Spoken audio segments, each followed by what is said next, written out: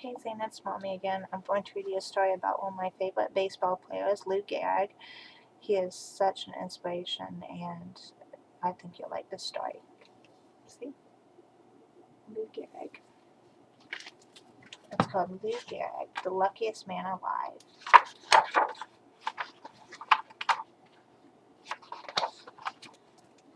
1903 was a year of great beginnings. Henry Ford sold his first automobile, and the Wright brothers made the first successful flight in an airplane. In baseball, the first World Series was played. The team, later known as the Yankees, moved from Baltimore to New York, and on June 19, 1903, Henry Louis Gehrig was born. He would become one of the world's greatest baseball players. Lou Gehrig was born in the Yorkville section of New York City. It was an area populated with part immigrants like his parents, who had come to the United States from Germany. See? There's Yorkville.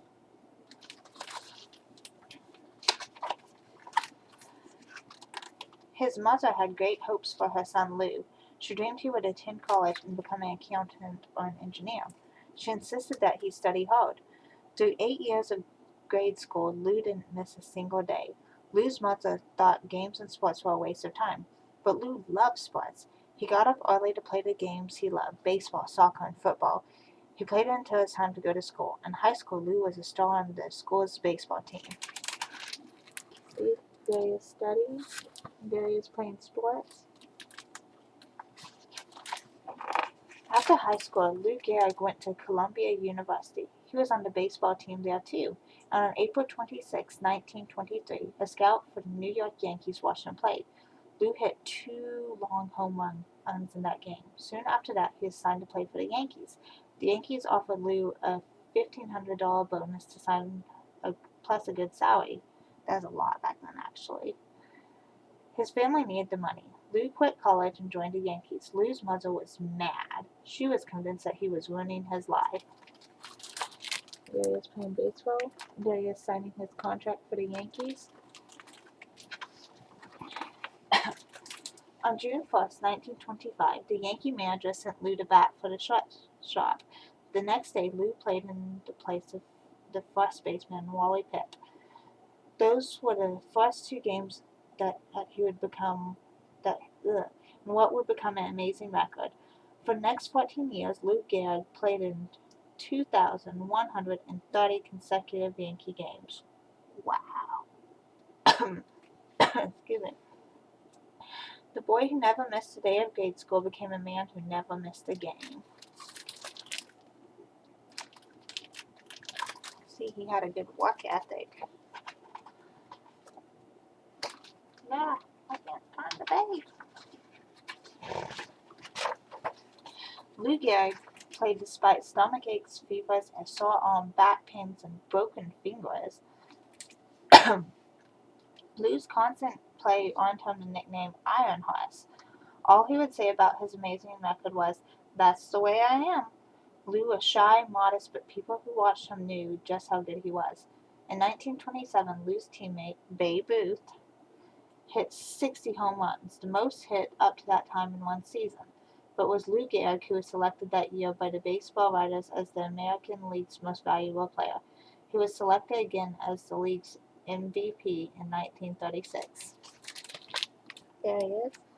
And there he is with Babe Ruth. Then during the 1938 baseball season, and for no apparent reason, Lou Gehrig stopped hitting. One newspaper reported that Lou was swinging as hard as he could, but when he hit the ball, it didn't go anywhere. Lou exercised. He took extra batting practice. He even tried changing the way he stood and held his bat. He worked hard during the winter of 1938 and watched his diet. But the following spring, Lou's playing was worse. Time after time he swung at the ball and missed. He had trouble fielding, and he even had problems off the field. In the clubhouse, he fell down while he was getting dressed. It says in the newspaper that he's just not playing as good anymore. Some people said Yankee manager Joe McCarthy should take Lou out of the lineup, but McCarthy refused. He had great respect for Lou and said, "Gehrig plays as long as he wants to play." But Lou wasn't selfish. On May 2nd, 1939, he told Joe McCarthy. I'm benching myself for the good of the team. Aww.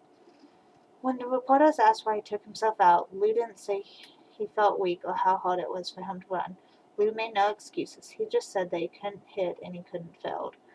On June 13th, 1939, Lou went to the Mayo Clinic in Rochester, Minnesota to be examined by specialists.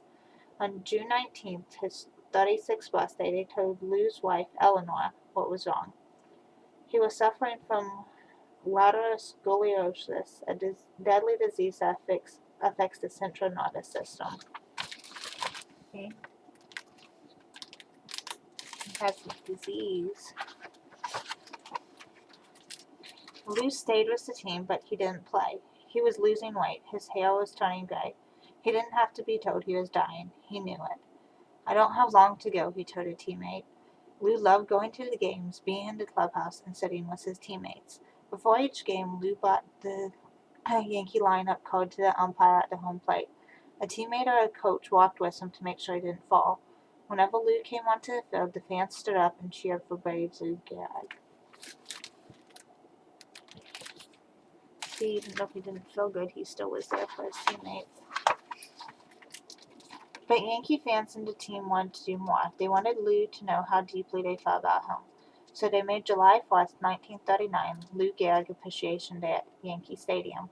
Many of the players from the 1927 Yankees, perhaps the best baseball team ever, came to honor their former teammate. There was a marching band and gifts. Many people spoke too. The mayor of New York City told Lou, "You're the greatest prototype of a good sportsman and citizenship." When the time came for Lou to thank everyone, he was too moved to speak, but the fans wanted to hear him chanted, "We want Lou Gehrig, we want Lou Gehrig." See, he's going out to speak to the crowd.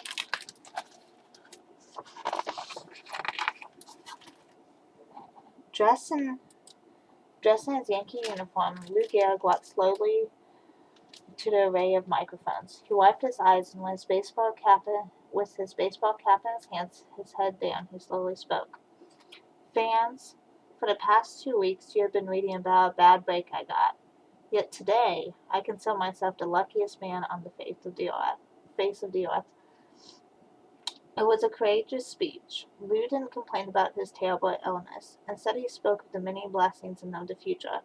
"Sure, I'm lucky," he said when he spoke of his years in baseball. "Sure, I'm lucky," he said again when he spoke of his family, friends, and fans. Lou spoke about how good people had been to him. He praised his teammates. He thanked his parents and his wife, who he called a tower of strength. See, he didn't let it get him down. He realized that his friends and family, and that he had gone to live his dream, that was a good thing, even though he was going through some hard stuff. The more than 60,000 fans in Yankee Stadium stood to honor Lou Gehrig. His last words to him and to the many thousands more sitting by their radios listening were, "So I close in saying that I might have had a bad break, but I have an awful lot to live for. Thank you." Lou stepped back from the microphones and wiped his eyes. The stadium crowd let out a tremendous roar, and Babe Ruth did what many people must have wanted to do that day. He threw his arms around Lou Gehrig and gave him a great big hug. The band played the song "I Love You Truly," and the fans chanted, "We love you, Lou." When Lou Gehrig left the stadium later that afternoon, he told a teammate, "I'm going to remember this day for a long time." So there's Babe Ruth hugging him. In December 1939, Lou Gehrig was voted into the Baseball Hall of Fame, and the Yankees retired his uniform. No one else on the team would ever wear the number 4. It was the first time a Major League Baseball team did that to honor one of its players. The mayor of New York thought Lou's courage might inspire some of the city's troubled youth to be courageous too. He offered Lou a job working with former prisoners as a member of New York City Parole Commission. Lou had many opportunities to earn more money, but he believed this job would enable him to do something for the city that had given him so much. See, there's his uniform. And there he is with the mayor.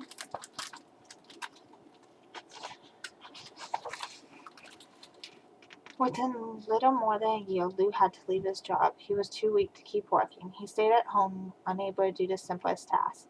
Lou had many visitors. He didn't speak to them of his illness or of dying. When he saw one friend visibly upset by the way he looked, Lou told him not to worry. "I'll gradually get better," he said. In cards to his friends, Lou wrote, "We have so much to be thankful for."